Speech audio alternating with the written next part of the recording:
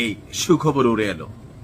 বৃষ্টির মতন ঝাঁকে ঝাঁকে ক্ষেপণাস্ত্র এবং ড্রোন ছড়েছে ইরান। তবে বরাবরের মতন 5টা সিকিউরিটি ধাপ পার করে আসতে আসতে ইরান 100টা ছড়লে 10 থেকে 20টা হয়তো এদের জমিনে পড়ে। বাট যখন উড়ায় দেখতে ভাল লাগে যে একের পর এক যাচ্ছে। আর সবচেয়ে মজা লাগে একটা আওয়াজ, বুঝতেই পারছেন। আমার তো অনেকটা মনে হয় অ্যাম্বুলেন্সের মতো হয়ে গেছে নাকি। আওয়াজটা হচ্ছে অরিজিনালি এরকম কু। আমার আওয়াজ খুব বেশি ভালো হয় না, বাট বিপদ সংকেত মানে সাইরেনের আওয়াজ। পুরো ইসরায়েল জুড়ে এই মুহূর্তে বিভিন্ন জায়গায় একযোগে বেজে উঠেছে শত শত সাইরেন। কারণ নিশ্চিত না কোথায় গিয়ে ইরানের এই মেশিন আঘাত করে। তবে আমরা যখন এই ভিডিওটি রেকর্ড করছি তখন আপনার ইসরায়েলের সামরিক বাহিনীর পক্ষ থেকে যে বিবৃতি আসছে যে ইরান থেকে ঝাঁকে ঝাঁকে ক্ষেপণাস্ত্র ছোড়া হয়েছে আপনার ইসরায়েলের দিকে। বিশেষ করে টার্গেট হচ্ছে ইসরায়েলের উত্তরাঞ্চল। ইসরায়েলি সামরিক বাহিনীর বিবৃতিতে বলা হয়েছে ক্ষেপণাস্ত্র ছোড়ার পর ইসরায়েলের উত্তরাঞ্চলের বহু এলাকায় বাড়তি সতর্কতা জারি করা হয়েছে। জনগণকে নিরাপদ আশ্রয়ে সরে যাবারও নির্দেশনা দেওয়া হয়েছে।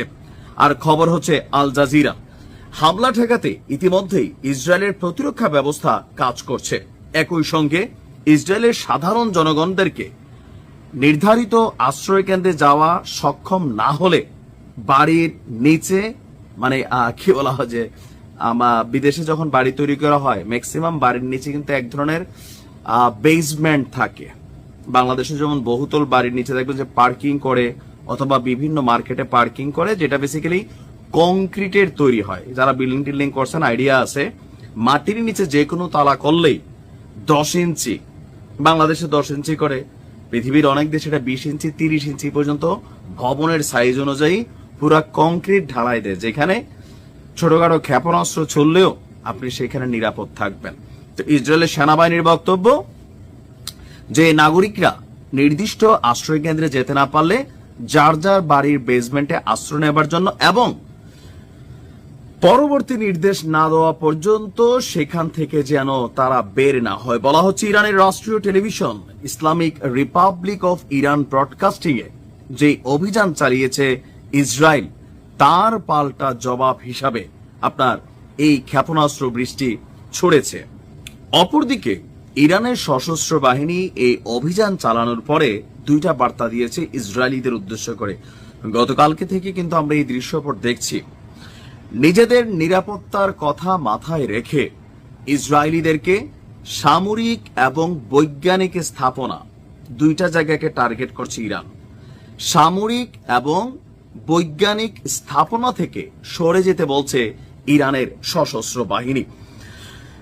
দখলদার ইসরায়েলকে লক্ষ্য করে এবার যেই আপনার অভিযান চলছে, বলছেন যে গুরুত্বপূর্ণ স্পর্শকাতর স্থানে যাবেন না বা সেখানে থাকবেন না, কারণ ইরানের সেনাবাহিনীর কাছে এসব জায়গার তথ্য আছে যেখানে হামলা অব্যাহত থাকবে।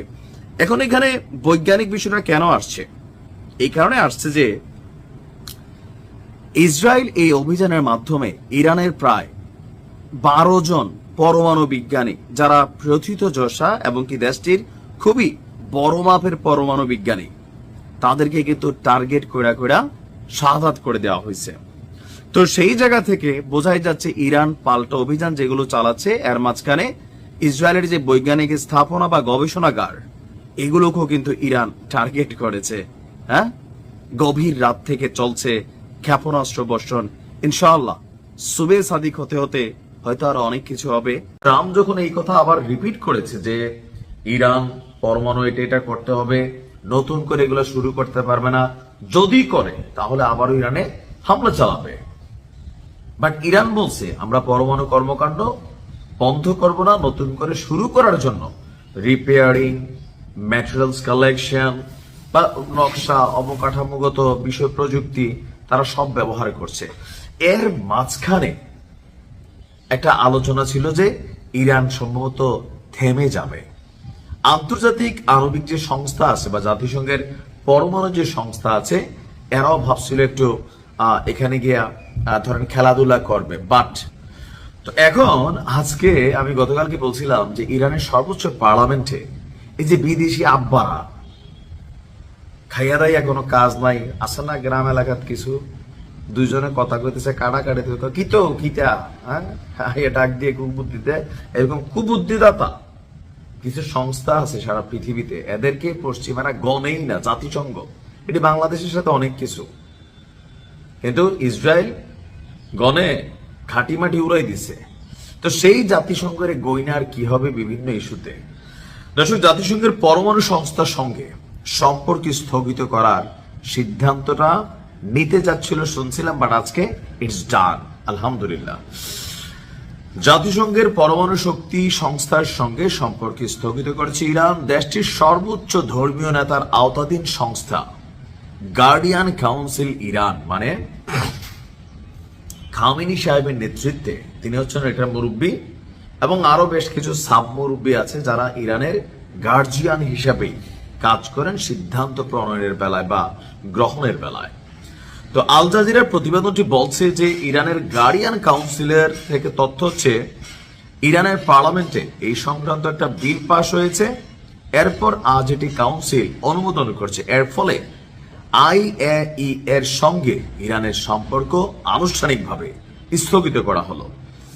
আর এর আগে আন্তর্জাতিক আণবিক শক্তি সংস্থার সঙ্গেও এই সম্পর্ক স্থগিত করার জন্য পরিকল্পনা অনুমোদন হয়ে গেছে, এটা এখন বাস্তবায়ন হতে যাচ্ছে। তার মানে ইরানের উপর খবরদারি করা, নজরদারি করা, ছাদের উপর থেকে চাইয়া থাকা, একটা গান আছে না, চাইয়া কি কবি ক, তো ইরানকে কইলে তুই কইলে তো আমি কবি হ।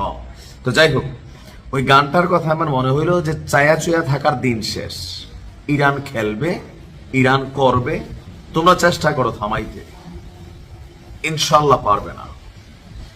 ইরান এখন যে একটা পারফরমেন্সে আছে বা যে পজিশনটা হোল্ড করছে, আমরা সুন্নি, বাট আমি প্রতিদিন ইরানের পক্ষে সাপোর্ট দিচ্ছি, আপনি দিচ্ছেন না দিচ্ছেন, আমরা এখন শিয়া সুন্নিতে নাই, আমরা আছি মুসলিম অমুসলিম সিস্টেমে। তাও অমুসলিমদের হিসাবটা নেই, এখানে ইসরায়েল ইস্যুটাই। অন্যান্য দেশ ভালো পাই গেছে, কথা কইতে লাভ নাই, অমুসলিম দেশ আমরা অনেক ভালো আছি মুসলিম দেশের তুলনায়। যারা আরব দেশে থাকেন জানেন, কফিল টফিল আছে, বাটপার, এগুলা মানুষের টাকা মেরে খায়। বাংলাদেশের মেয়েরা গেলে এদেরকে যৌন নির্যাতন করে। ইউরোপ আমেরিকার ও মুসলিম দেশে এগুলো নাই। তো যাই হোক, সব মিলিয়ে এই সিদ্ধান্তটা যেটা নিছে, পশ্চিমাদের গাল একটা কি বাংলা বোঝেন আপনারা নিশ্চয়ই। আমি ইরানকে ধন্যবাদ দিই, এরকম সাহসী সিদ্ধান্ত একের পর ধাঁচা ধাঁচ নিতে হবে। ভালো থাকুন, আসসালামু আলাইকুম।